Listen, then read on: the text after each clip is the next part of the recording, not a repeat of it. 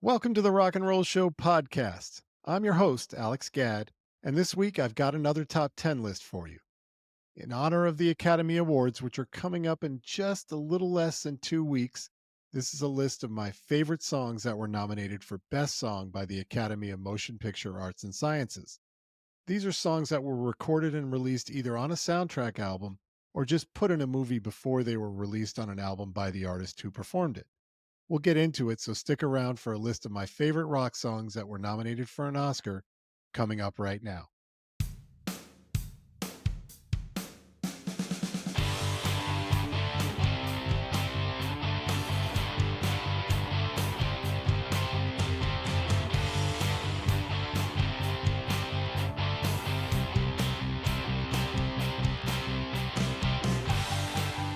Since the dawn of movies, there has been music that accompanied them. In the silent film era, there would almost always be an organist or a small ensemble playing a musical score in the theater while the movie screened. With the advent of movies that had sound, which were called talkies, starting with 1927's The Jazz Singer starring Al Jolson, movies were released with synchronized scores and dialogue. And with that, musicals became a popular genre of movies. From 42nd Street in 1933 to 1939's The Wizard of Oz, musicals were among the top performing movies of the 30s. I had always thought that 42nd Street was a stage production before it was a movie, but nope, it was a movie first. Well, it was a book first, but then adopted for the screen before the stage. Top Hat was the second highest grossing film of 1935, starring Fred Astaire and Ginger Rogers, with music written by Irving Berlin, including the now standard song Cheek to Cheek. Snow White was the first animated musical and the top grossing movie of 1937, and The Wizard of Oz was the top grossing film of 1939, a year which also included the releases of Mr. Smith Goes to Washington and Gone with the Wind, which are considered two of the greatest films ever made. Yet Americans were off to see The Wizard first and foremost that year. The 40s and 50s continued the musical trend, many adaptations from Broadway shows, which continued through the 60s, with films like West Side Story, The Sound of Music, and Funny Girl all making the leap from Broadway to the silver screen. By the 70s, films started moving away from musicals, not altogether, but a bit. There were still musicals, including lots of Broadway adaptations, from Fiddler on the Roof to Cabaret to the Rocky Horror Picture Show to Grease. The movies we've mentioned so far all incorporated their most popular songs in the film, with the characters singing to them or dancing to them. But there was already a new trend starting, using songs by popular music artists in the movie, but not having the characters in the movie singing them. Mrs. Robinson was an early example of this in the 1967 film The Graduate, as was Everybody's Talking by Nilsson and Midnight Cowboy. The 70s saw a ton of popular music being used in films, from Isaac Hayes' Oscar winning theme from Shaft to Jackson Brown's Late for the Sky, which appeared in Taxi Driver, to The Doors' The End, which was so effectively used in Apocalypse Now. Then we got to the 80s, and examples were everywhere, including Scorsese's use of Harry Nilsson's Jump into the Fire during the scene in which Henry Hill gets busted during Goodfellas. This continued to great effect, like the use of Elton John's Tiny Dancer in Almost Famous and Hooked on a Feeling by Blue Sweet, along with every other song in the three Guardians of the Galaxy movies, where filmmaker James Gunn cultivated a classic rock goldmine for each movie's soundtrack. These songs were all released prior to the films that made them famous, or at least rekindled their popularity. I'm not talking about them. Today, I want to talk exclusively about songs that were nominated for an Academy Award, an Oscar. There are songs that I considered but don't particularly love, like Raindrops Keep Falling on My Head, which won the Oscar in 1969 and was written by the incredible songwriting duo of Burt Bacharach, Hal David, for the 1969 film Butch Cassidy and the Sundance Kid. It became a huge hit for singer BJ Thomas, but that song really kind of bland, if you ask me. Arthur's theme, The Best That You Can Do by Christopher Cross, another Oscar winner for the 1981 Dudley Moore film Arthur, but is not to my taste at all. Even Aerosmith got into the act with a bland ballad, I Don't Want to Miss a Thing, for the Armageddon soundtrack in 1998, and it lost to a song I never even heard called When You Believe, which was sung by the powerhouse duo of Whitney Houston and Mariah Carey, still never heard of it, from the animated film The Prince of Egypt. The same with Bryan Adams' Everything I Do It For You from the Kevin Costner 1991 version of Robin Hood. Too melodramatic for me, but it lost out to the title song from Disney's Beauty and the Beast, which is even more saccharine. So, looking for rock songs or even just exciting, interesting, powerful pop songs among the hundreds of songs that have been nominated for an Oscar, I was disappointed to find so few that I actually liked. In fact, the trend of the sappy ballad by a rock artist or a duet between two rock artists emerged in the 80s and early 90s movies and left me sad.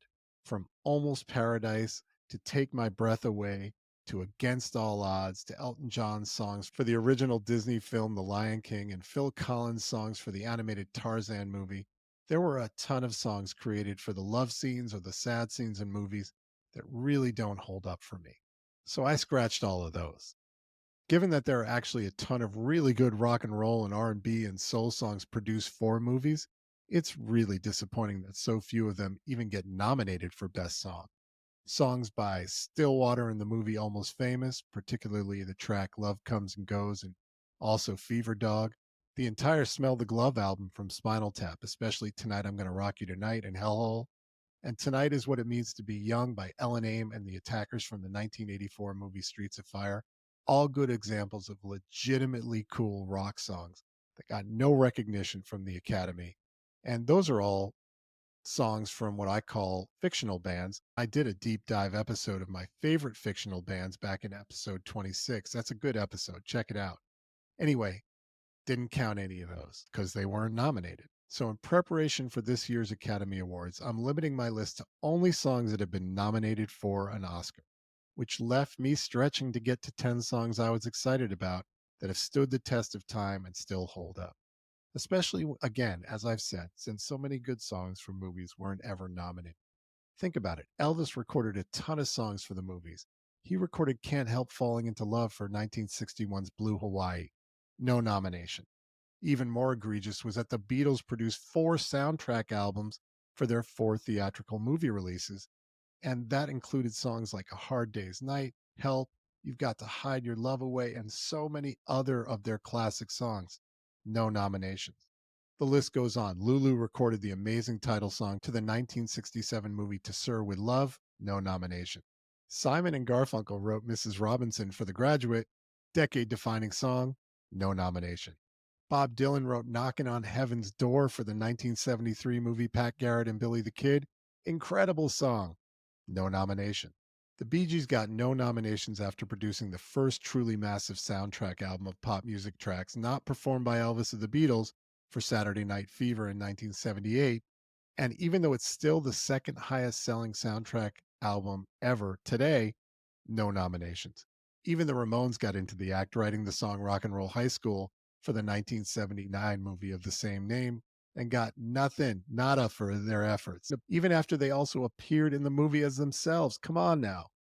So the pickings are thin. I think I've made that clear, but I made it work and I'm happy with the results. Even still, I know I'll exclude a few tracks that you think are worthy of inclusion in this list. So please let me know which ones you'd like to add in the comments. And now let's get to my 10 favorite rock songs that were nominated for the best song at the Academy Awards. First up at number 10 is Shallow from the 2018 remake of A Star is Born. It was sung by the movie stars Lady Gaga and Bradley Cooper. This song won the Oscar for Best Song at the 91st Academy Awards, beating out the Kendrick Lamar SZA duet All the Stars from Black Panther, among others. The song was written by Gaga, Anthony Rossamondo, and super producers Andrew Wyatt and Mark Ronson, and it's the first time in the movie that the two main characters sing together. It's a powerful moment, but the song itself isn't even the best performance in the movie. Gaga's rendition of the standard La Vie en Rose is simply amazing, and she sung it in French. Perfect. And Bradley's performance of the Jason Isbell written Maybe It's Time is just so good. Both those tracks, to me, outshine Shallow, but neither was even considered for the award. Bradley's vocal performance in Shallow is pretty impressive, for an actor especially, just as Gaga's acting performance is pretty impressive for a musician. When Gaga starts belting, I'm in the deep end, that's the lift I feel the song needs. But then it backs down again before the brief crescendo. The real issue that I have with the song is I think the chorus is underwritten. It feels kind of lazy to just sing, In the sha ha ha ha ha ha hello. So this is a song I want to like more than I do, especially for an Oscar winner, but it's still really good, especially when you see the two of them perform it together live at a Lady Gaga show in Las Vegas. Take a look.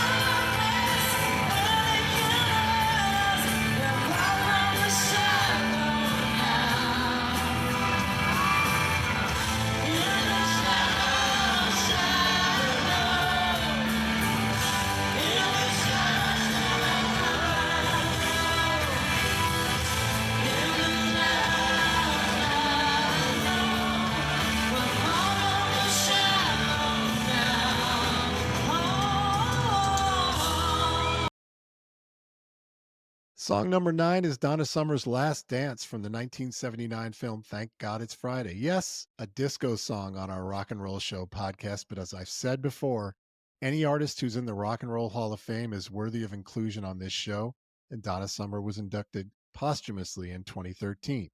Anyway, Thank God It's Friday is a pretty mediocre movie about a Friday night at a disco in LA. The film is very much of the time, produced in part by Donna Summer's record label, Casablanca. It felt to me like it was just a way for Casablanca to promote disco music and keep the disco thing happening, as Casablanca was primarily a disco label. However, the movie had some other things going for it. Jeff Goldblum gets his first starring role in the movie, and Deborah Winger gets her first major studio role, as does Donna Summer, who acted in the movie. The only thing I really remember about the plot is that there are two girls who go to the disco, the zoo, to win a dance contest at this place so that they can win first prize. And the first prize was 2 tickets to see Kiss in concert. And that made no sense to me, even when I was 10 years old, that they'd be going to a disco dance contest to win Kiss tickets. And of course, by the end of the film, the girls decide that Kiss is lame and they want to be full time disco dancers. And I think that Kiss was only included because they were the only rock and roll band signed to the Casablanca label in the late 70s, and they were the label's biggest act. While the movie was a mild success in its first week, it quickly faded into obscurity. But the song Last Dance was a massive hit, going to number 3 on the Hot 100 singles chart and winning the Golden Globe for Best Original Song as well as the Grammy for Best Female R&B Vocal Performance. If disco was riding high in the late 70s, it almost certainly was launched into the mainstream by Saturday Night Fever in 1977. But as I mentioned, that soundtrack and all of its incredible songs from the Bee Gees, Yvonne Elliman, Tavares, and the Tramps got no attention from the Academy. Then 1 year later, Last Dance not only was nominated, but won for Best Original Song. And while it's not Donna Summer's best song, it was plenty good enough to land at number 9 on our list and to win the Academy Award. Coming in at number 8 is Survivor's Eye of the Tiger, which was the theme song to 1982's Rocky III and became one of those songs that at this point everybody knows, even if they've never seen the movie. And I'm guessing that anyone under 40 probably hasn't seen the movie unless you're a huge Creed fan and you wanted to check out the Rocky movies. The song was put together after Sylvester Stallone tried and failed to get the rights to use Queen's Another One Bites the Dust as the theme for the movie. Queen was riding high after they released that album, and either the rights were too expensive or Queen just wasn't interested in having their song tied to a sports movie.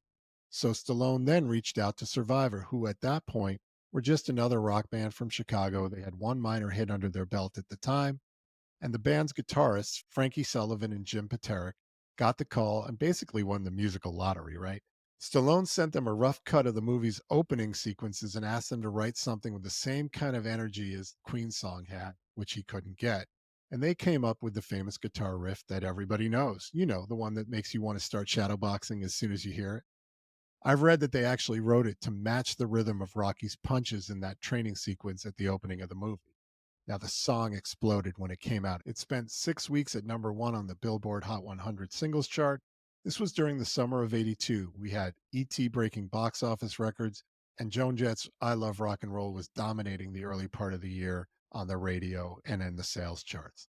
Survivor went from obscurity to suddenly being all over radio and MTV. So when the song then came out on the band's own 1982 album, that album blew up instantly, going to number two in the US, selling millions of copies worldwide. What's really interesting is how the song got way more respect from the Academy than almost any other rock song from movies did back. The fact that it got nominated for an Oscar was pretty rare for a hard rock song in 1982. And while it lost out to a more traditional Oscar like song in Up Where We Belong from An Officer and a Gentleman, it might be the hardest rock song to ever be nominated. And it isn't even really a hard rock song. But here's the thing about Eye of the Tiger. It's become bigger than just a song from a movie soundtrack, and you'll hear that again and again on this list. Anytime someone needs to get pumped up in a TV show or in a movie, it's likely that this guitar riff will start playing. It's like musical shorthand for it's time to get serious. It's been used in everything from serious sports documentaries to goofy scenes in sitcoms where someone's getting psyched up to, I don't know, watch a movie marathon, and the phrase eye of the tiger has become part of our everyday language. What's kind of amazing is how well the song has aged. A lot of early '80s rock songs sound really dated now, but Eye of the Tiger for me still works. Maybe it's because it's so straightforward, just a driving beat, some power chords, and very little synthesizer. And the lyrics aren't trying to be clever or deep. Their song is just trying to get you amped up. And more than 40 years later, it's still doing exactly that, which is not bad for a song that only exists because Queen said no to Sly Stallone.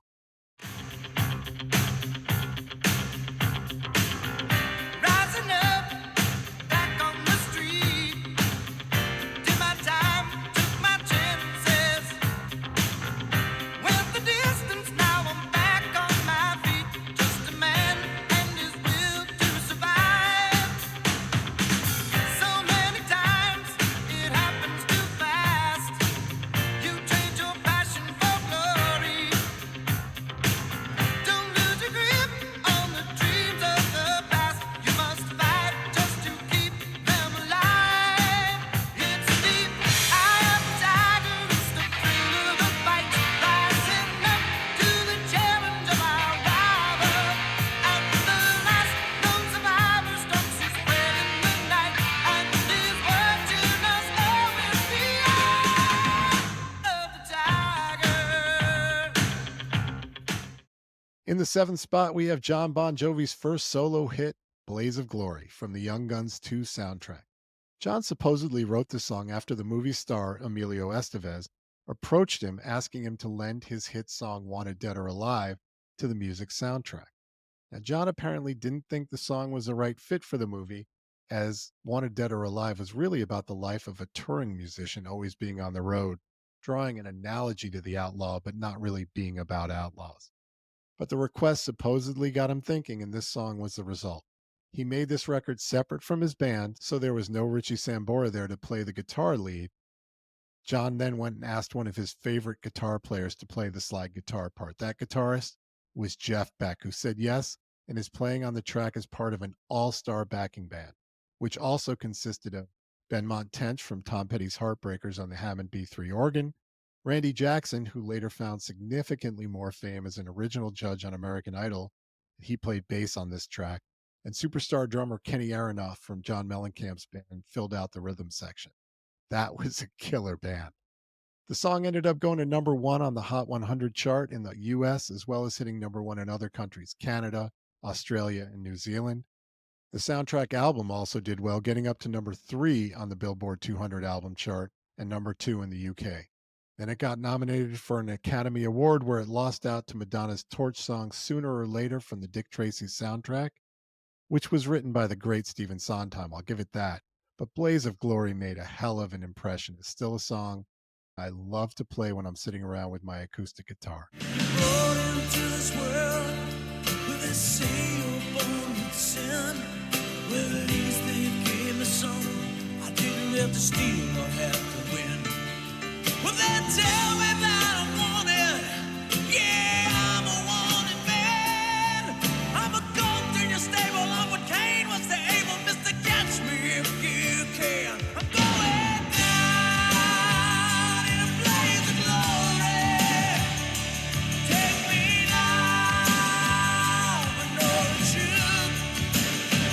I'm going out in a blaze of glory. And Lord, I never drew first, but I drew first blood. I'm going sign. Call me young gun.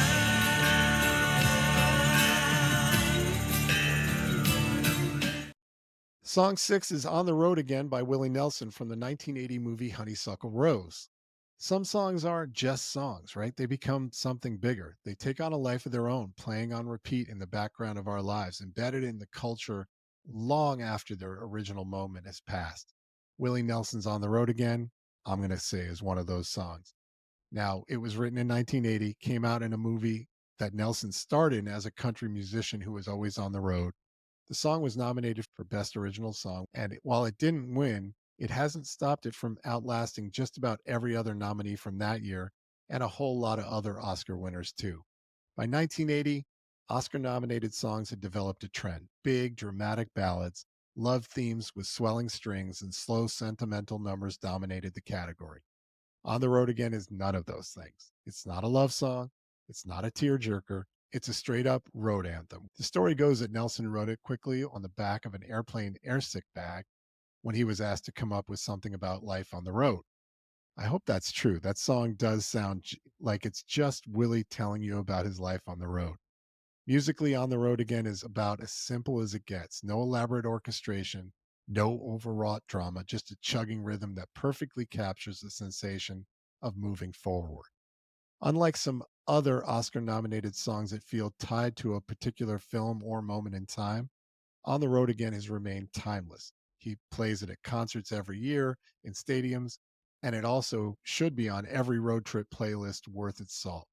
It's certainly outlived the movie it came from by miles. Seriously, how many of you have even heard of Honeysuckle Rose? So why didn't it win for Best Original Song? Who knows?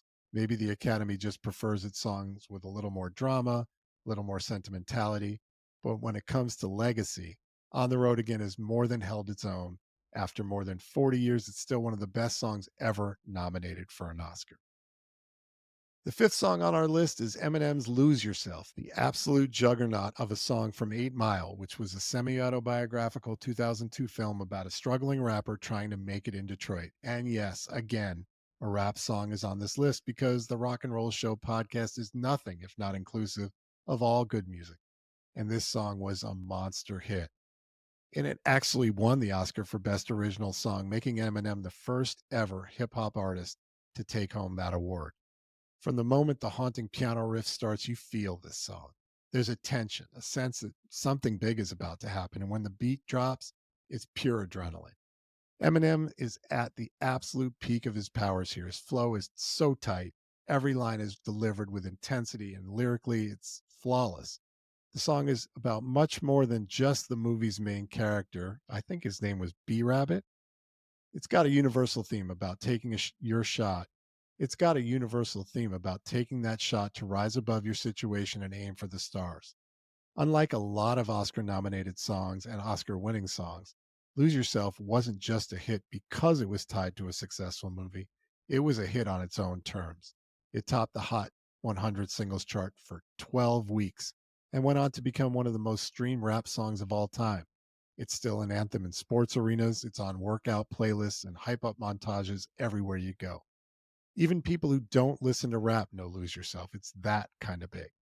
The song's impact was so massive that when Eminem didn't show up to the Oscars in 2003 to accept the award because he assumed he had no chance to win, Everyone was shocked. And nearly 20 years later, when he finally performed the song at the 2020 Academy Awards, the entire audience lost their minds. So, yeah, this is a no brainer for a top 10 Oscar nominated song. It's powerful, it's motivational, and it changed the game for hip hop and film. The Academy may not always get it right, but when they awarded Lose Yourself that Oscar, they absolutely nailed it.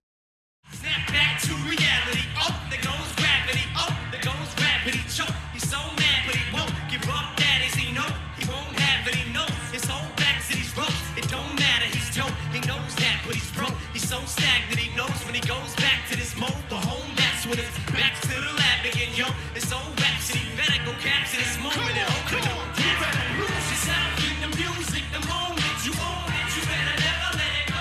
You only get one shot. Do not miss your chance to blow. This opportunity comes once in a lifetime. You better lose yourself in the music. The moment you own it, you better never let it go. You only get one shot. Do not miss your chance to blow. This opportunity comes once in a lifetime. Coming in at number 4 is That Thing You Do, the insanely catchy title track from the 1996 film of the same name. The song was performed in the movie by the fictional one hit wonder band The Wonders, who had originally gone by the name The Oneaters. If you know, you know. But in reality, it was written by Adam Schlesinger, best known as the founding member, the bass player, and the songwriter for the band Fountains of Wayne, and it lost out for Best Original Song to You Must Love Me from Evita. No disrespect to Madonna, but That Thing You Do is the track from that year that stood the test of time. The song is meant to sound like a mid 60s Beatlesque pop, and it absolutely nails it. It's bright, bouncy, and packed with jangly guitars, hand claps, and harmonies that could have easily landed on the actual Billboard Hot 100 chart in 1964. I think the real genius of That Thing You Do is that it had to do something very few movie songs have ever pulled off. It had to be a song that, within the world of the movie, becomes a massive hit. If the song wasn't instantly infectious and believable as a catchy pop rock British invasion influenced single, the entire plot of the movie doesn't work. But from the first time it's played in the film, which is at a slower tempo, a more generic kind of sound, to the moment that Guy Patterson, who was played by Tom Everett Scott, speeds it up at the talent show, launching that band into stardom, you know that song is a winner. Schlesinger understood exactly what made those early 1960s hits work. Simple but memorable melodies, tight vocal harmonies, and a relentless hook that gets stuck in your head whether you like it or not. And crucially, it's a song that sounds just polished enough to be a real radio hit, but still raw enough to feel like it could have come from a bunch of small town kids who just got lucky. That's a tough balance to strike, but That Thing You Do does it flawlessly. So why didn't it win the Oscar? Maybe because Evita was a bigger, more traditional Oscar movie, or because Madonna? But if you ask anyone today which song they remember more, it's not even close. The fact that That Thing You Do still sounds as fresh today as it did in 1996, sounding like it was fresh in 1964, speaks for itself. It may not have won the trophy, but it accomplished something else. It became a song that people actually left the theater singing and remembered it the next day. And that's what a great movie song should do. Oneaters. That's the Wonders. One, two, three, yeah. That's too fast, guy. Slow down. Come on, slow down. Slow down.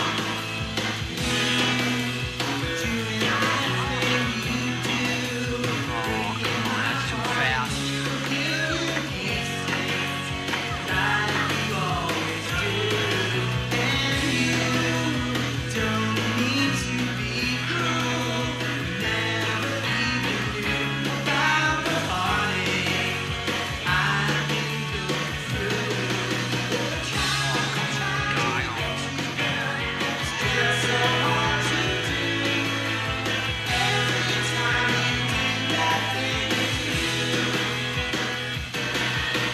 Next up at number 3 is Isaac Hayes' ultra cool theme from Shaft, the undeniably funky theme song for the 1971 blaxploitation classic Shaft.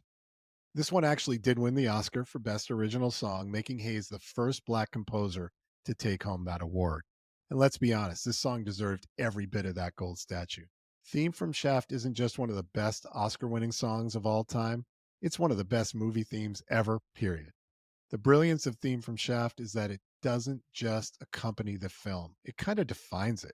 The second that iconic hi-hat intro starts ticking away, you know you're in for something different.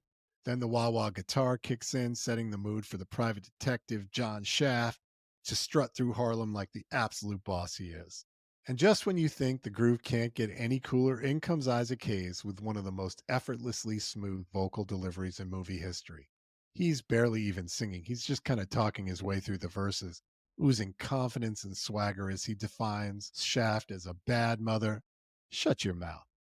The way Hayes layers instruments, starting with the hi-hats, slowly building the song up with the wah-wah, the deep bass, horns, and strings, it creates an unstoppable groove. And then there's that chorus where the backing singers shout, Shaft, while Hayes responds, can you dig it?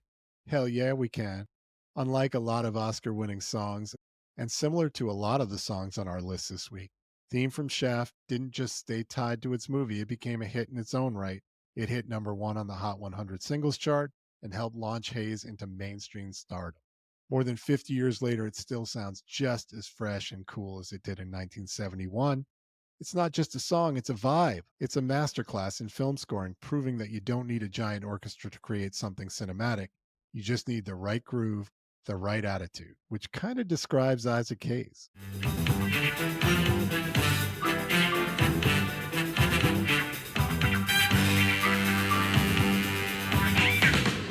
Who's your black private dick with a sex machine to all the chicks?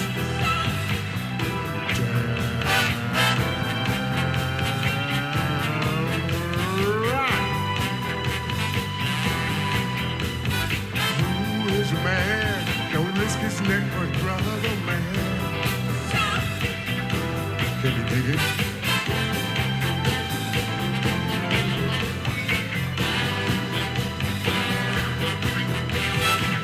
Cat that won't come out when there's danger all about.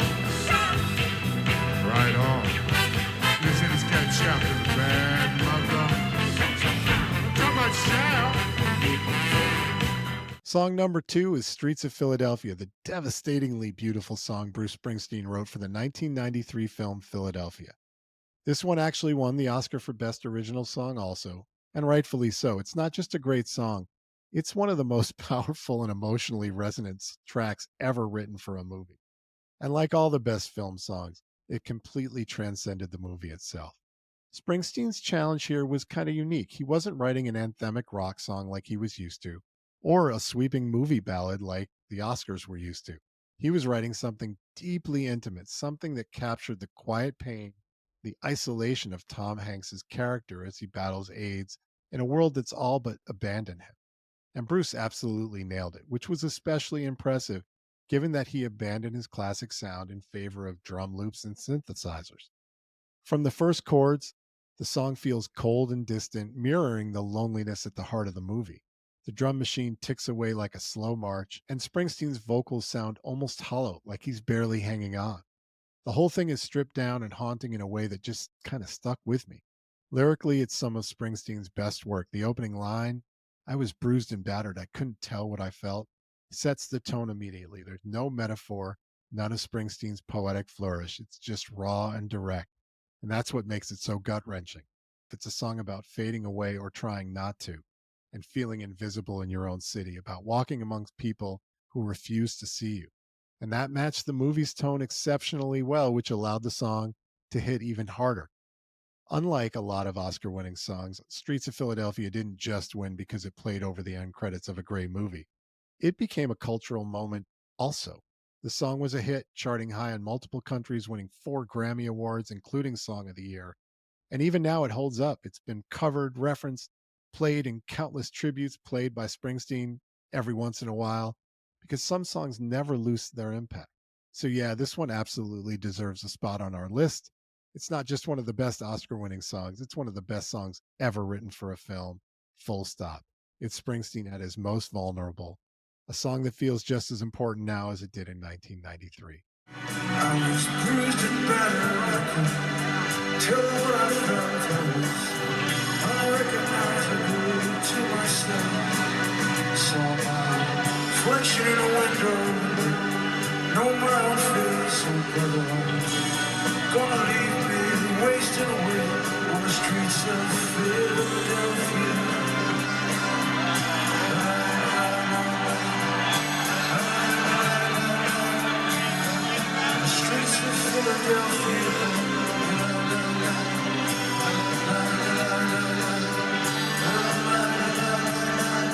And finally, coming in at number one is Live and Let Die by Paul McCartney and Wings.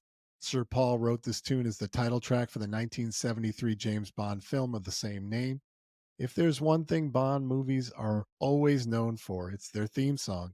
And while there have been some really great ones over the years, I say Live and Let Die is the best one of them all. And that's said despite my love for Shirley Bassey. Now, Paul McCartney was fresh off his Beatles years when he wrote this, and you can hear it in the sheer ambition of the track. It doesn't stick to just one style, it has different movements like a classical piece. It opens like a traditional Bond ballad with those elegant piano chords and McCartney's smooth, almost nostalgic vocals. But then, bang, the whole thing explodes into one of the most dramatic, over the top orchestral rock sections ever recorded. The strings and brass come crashing in, the guitars crank up, and suddenly you're in full action movie mode.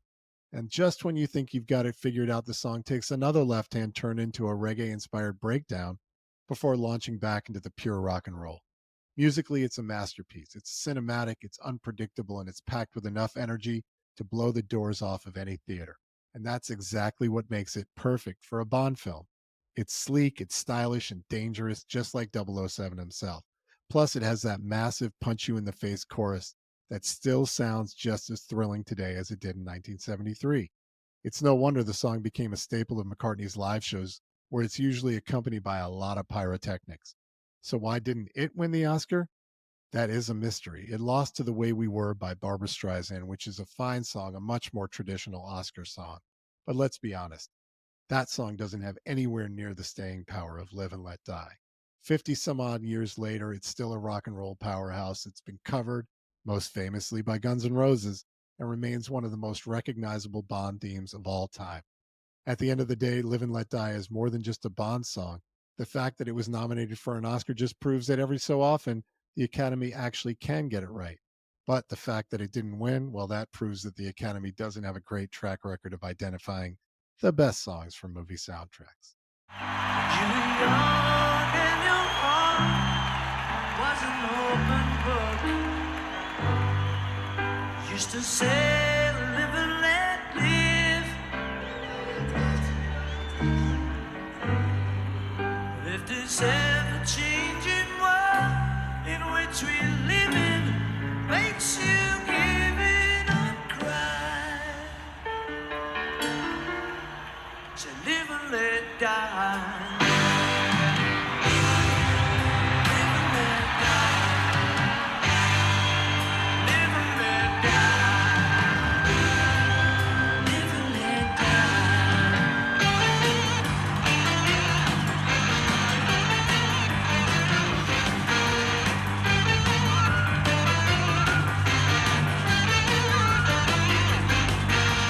Well, that's it for this week's episode. Thank you for joining us.